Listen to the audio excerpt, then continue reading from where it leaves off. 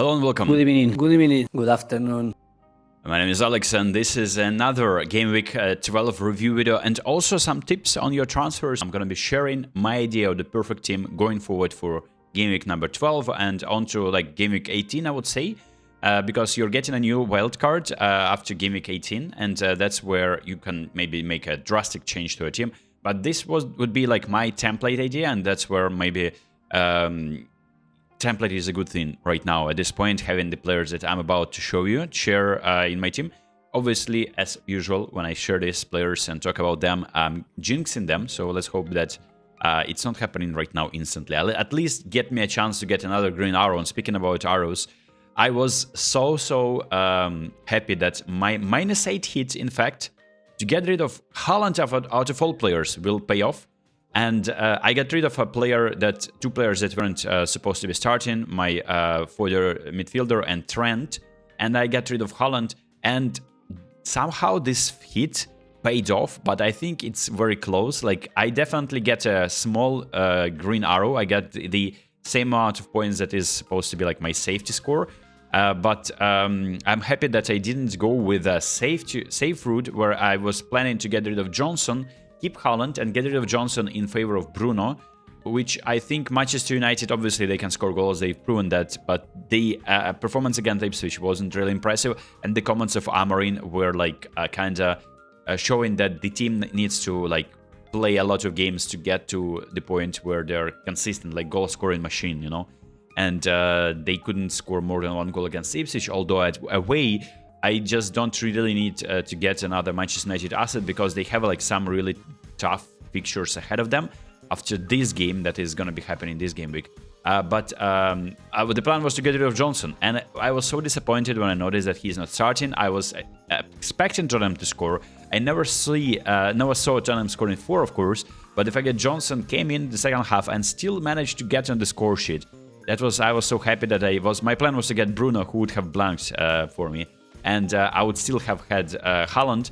Obviously, it's very underwhelming. This Newcastle performance was nothing short of shambolic, and I was like absolutely... I was disgusted by the fact that I have 2 Newcastle assets, and they have not easy fixtures before getting Leicester and Ipswich games.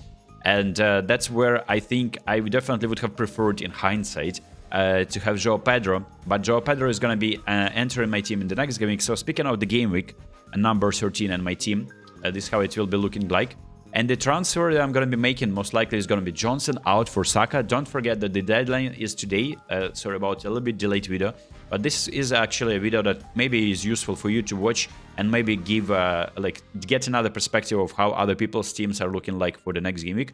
When I'm making this transfer, I'm not changing my midfield for the foreseeable 5 game weeks, I would say, because I will have 3 premiums, and I will probably be eyeing to get rid of Mbeumo as well, and maybe that's going to be Fernandes, in fact, if Man United are showing that they are back on the right track. And I'm going to be keeping Rodgers because they have fantastic fixtures. There's Brentford, Southampton, and Forest. Obviously, pairing him with Watkins would be nice. Watkins is the one who is stealing points from Rodgers at this point most of the time. But my priorities would be fixing my defense then, because we have Guardiola, who will have on paper not extremely difficult fixtures. There's Crystal Palace, Nottingham Forest, Man United. All of them he can either score, assist, or keep a clean sheet, even a cheeky clean sheet for Man City. That is a miracle at this point of time. You wouldn't have thought that it's something like a blasphemy to say. It would be a blasphemy to say that's a miracle at the start of the season. But now Man City have crumbled down, and to an extent where they are considered to be a whipping boys, and they will definitely lose that game against Liverpool. I hope for 0-0 though. I still captain Mo Salah, but I'm not sure. Maybe I'll switch it last minute. So the transfer and the best possible midfield, in my opinion, would be a combination of Salah, Palmer, and Saka. And then the fourth player, there are so many options you can go for. You can try your luck with players, cheap options, right? Johnson, Mbeumo. So this is where Ipswich have nice fixtures, but we are not going to be betting a lot on them scoring a lot of goals. Brighton is another team, yeah. So I'm getting João Pedro, of course, for Wood after this game. Southampton, this is the week to get João Pedro realistically, and you're going to be very happy to have him in your team. Then Fulham away, maybe a little bit yeah, look, they already bought. He already brought some points on the table in a game against Bournemouth. On paper, very tough fixture. Man City lost their game there, and they went there and scored 2 unanswered goals. So they can easily replicate the same result against Fulham, who also crumbled against Wolves. And there's Leicester, Crystal Palace, West Ham, Brentford. There can be an argument of doubling up, and there's Mitoma as well, like a nice option from that team. Aston Villa again, I don't want to double up, but having Watkins would be nice. For Arsenal, I think the best combination would be 2 defenders, like a goalkeeper and Gabriel, or Gabriel, and maybe you can try your luck with Timber. I would still go for Saliba if you want 2 defenders, but very expensive defenders, of course. But now that you have sold Haaland, I hope you did that. I think it's the best. Even if Haaland starts scoring 2 goals a game, he's still not getting the exactly amount of points that Salah is getting. And if you captain Salah in that game, you can get for the same amount of points that you spend on Haaland 2 midfielders, for instance, that are ceiling potential are very impressive. Like, for instance, Palmer, right? You will have trouble fitting Palmer, Salah, and Haaland in your team without major sacrifices. And then Palmer scores 4, and now he covers all these losses in points that Haaland may potentially get if Man City are bouncing back. And another player that you would want to have probably is Semenyo. I would probably get him after this Tottenham fixture. So Semenyo is another player, like cheeky differential, not even differential at this point. I think a lot of people own him. So these are in the addition of trio of Palmer, Saka, and Salah. You can go and take a look at one of these, and then you have trio of attackers, and this is usually would be Cunha, Joe Pedro, and then the third one is just your option. You can go for Wood. I will be probably selling Wood at this point, but you can go for Isak, you can go for Nicholas Jackson, you can go for Watkins. There's so many options. Obviously, Welbeck, I feel like he sustained some kind of an injury. I wouldn't be going there, doubling up on Brighton attackers. But if he's fine, you can even go there. And obviously, there are some nice run of fixtures for West Ham as well. So Bowen could be a nice option as well in the midfield. But when we speak about the team that I have right now, I'm fine with Rodgers and Bouma as my cheap midfielders, and then Johnson will become a premium one in Saka. I think this might transfer this game week. And that is pretty much it. That's how the template teams are looking right now. And I think having a template team at this point of the season is not bad. I'm in top 1 million.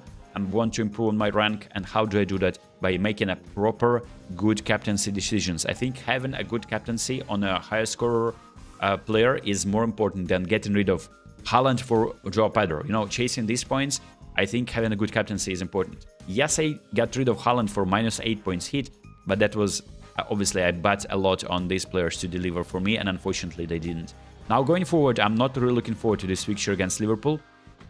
I'll still probably will be forced to play Isak. And this Wood pick, I think I'm getting rid of him after the Ipswich game. So yeah, this is the transfer plan. And let's take a look at the teams of other interesting personalities, English Premier League footballers as well. Mo Salah has a better rank than me now. He has scored 74 points. Obviously, he captains himself. He has cheeky Slobosai point. And in fact, he brought him just fairly recently, I think, in the previous game, actually 2 games ago. But look, he doesn't make transfer. Is he still even active? I don't know. Saka on the bench. I think Salah is low-key, is not following his team anymore. He doesn't play Saka in the home fixture. I don't know, man. It looks dodgy, bro. But look, that's how inactive teams is scoring more points than you do. By benching Saka and still getting a green arrow. Mo Salah, take a bow. And then this Trent team, I think he is low-key playing, even though he's not making transfers 2 in a row. This is pretty... Maybe he isn't. Yeah, wait a minute. I think Trent, by being in top 1 million, is performing better by abandoning his team than your favorite fantasy creators, fantasy YouTubers who have hundreds of thousands of subscribers. So there you go. I said it here first, bro. Like 900,000 rank is not bad rank at this point of the season, and he has 2 injuries in the midfield. He's starting wings, and he still scores more than enough points to get a green arrow. Unbelievable scenes. Fantasy is such a interesting game, and Andy Robertson, in fact, is an active fantasy player.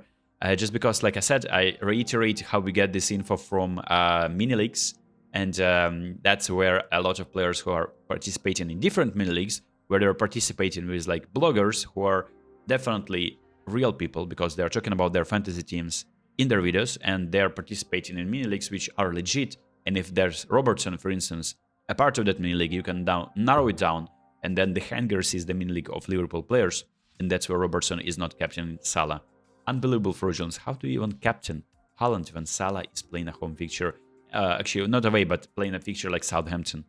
Crazy. But yeah, I mean, yeah, fair enough though. Like he was expecting Robertson. Let's go to show how unpredictable that result was for even professional footballers. They expected Tottenham to be smashed after that underwhelming match against Ipswich, losing at home to Ipswich. Nobody saw it coming. Similarly, nobody saw a 4-0 thrashing of Man City happening as well. And Robo didn't even see it coming, that he captained Haaland over his own teammate, expecting him to score so many goals against Tottenham, it would be worth it. In turn, it was Salah who punished everyone there in the end. And Diogo Jota, sorry, that's Silva. He just tries to hide his name, but he have established that it is Diogo Jota, who changed his name actually mid-season. And now his rank is actually very decent. He gets a lot of red arrows, but it's not because of the nature of his team. It's just like he was very lucky to get into this position to begin with and still maintains very solid rank. And he captains Mo Salah. Another Liverpool player. By the way, Liverpool are on form, on fire, bro. Like Arne Slot machine, man, is performing higher than expected. Conor Bradley, who was playing in the game against Real Madrid and most likely is going to be benched. Now apparently Trent is returning. He's captaining Salah, getting a red arrow, but the team is not looking that bad at all. And then James Justin, a Leicester player, and he is getting, I think that's a green arrow, but his rank is only 2 million, so he needs to step it up probably to get the same level as Liverpool players. Reece James with one transfer made and captaincy of Salah paid off, and he has Pedro Porro. Crazy score, no? People were selling Pedro Porro before that game, and now he is returning 14 after such a drought without any points. This is always Anthony Gordon with 68 points and captaining Saka, differential captain, no Salah, and I think he's getting a green arrow still. His rank is quite poor though, so can't really boast with that differential captain other than getting a green arrow. No Salah. I don't know if he's getting a Salah in. He got Saka instead of Son. Kind of sideways move because Son also delivered points, but Saka definitely delivered more, and Saka has fantastic fixtures ahead, and I think I'm getting Saka myself. We have Joe Willock with 33 points, minus 16 hit. Bro is going mental, he's losing it, and he is actually getting rid of players that aren't really returning points, and he's bringing... you see, minus 16 hit paid off. It's just like his captaincy, he has no Salah, and his captaincy failed. That's the down. And he benched Joe Pedro. No, Joe, bro, like, you're letting me down, bro. What is this? That is embarrassing. Not playing Joe Pedro once you, like, made transfer of him. And then we have 36 points for Stormzy, who can't... Like, he just takes a hit for all of us, bro. Like, he gets red arrow after red arrow after having a nice interest team on paper, a lot of differentials. No Salah, though, is, like, really hurting his team. Like, I think you need to accept the fate and bring in Salah, because if you're not doing that, I think your rank is going to be... Like, obviously, there's more players than Salah can score points, but as consistently as Salah is doing, 12, 10, 9, 14, 13, you probably want to captain this player, you know? Just because Palmer is ghosting and Bruno is not scoring. And yeah, but Palmer didn't ghost though. Like, Palmer was supposed to score a goal, Madueke was on the line and didn't allow the ball to go in. And I was very pissed because I brought Palmer, he was supposed to be getting points. But look, I bring players, all my players that I brought on with the minus 8 hit blank. How about that? I am the pro jinxer, and that was the team of Kaisai, by the way, who is getting a smallish red arrow, but it's not the end of the world. We have a team of FPL Raptor, 700 rank, actually better rank than mine. Unbelievable. Professional FPL YouTubers are getting a higher rank than mine. I need to step it up now, and I think the problem for me is my defense sucks big time, and my man has... he just didn't take a minus 8 hit. That's the difference between our team. Now that my team is set, I have a few differentials in Isak and Hall, although I am now doubting that these are actually differentials to begin with. Oscar, FPL Focal, has a rank of 400,000, improving big time every game week. I think is a green arrow for him from game week like 8 maybe. And then we have Harry Daniels, who is a visionary indeed. Season after season, he keeps getting away with that, and now he is scoring 77 points, propels his rank into 31,000, And this is looking very nice too. The setup, like he can start saving transfers legit. There is nothing that needs to be improved with his team. He already has the trio of premium midfielders. Semenyo is... look, he's playing Wood instead of Semenyo for Ipswich. And maybe he makes a defensive transfer to get rid of Man City assets. But he can start compiling transfers after that. And we have Andy, Let's Talk Fantasy, benching Trent Alexander-Arnold for 5 points.